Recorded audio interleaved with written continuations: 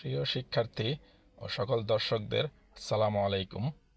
আমরা আজকে দেখব অটোমেটিক মিরর কিভাবে অপারেট করতে হয়।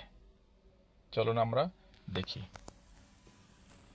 এখানে হচ্ছে মিররগুলো অপারেট করার সমস্ত সুইচগুলো এখানে দেওয়া আছে। তো আপনারা দেখতে পাচ্ছেন মিররগুলো ফোল্ড অবস্থায় আছে। এটাকে যদি আমরা প্রসারিত করতে চাই তাহলে আমরা প্রথমে এই বাটনটাতে ক্লিক করব। দেখতে পাচ্ছেন আপনারা, এটা ওপেন হয়ে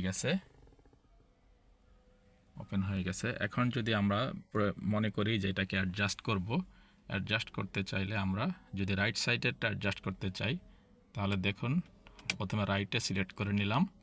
তারপরে যদি আমরা নিচে দিতে চাই, দেখেন নিচের দিকে মুভ করতেছে। যদি উপরে দিতে চাই উপরের দিকে মুভ করতেছে। যদি ডানে সরাইতে চাই দেখেন ডানে মুভ করছে।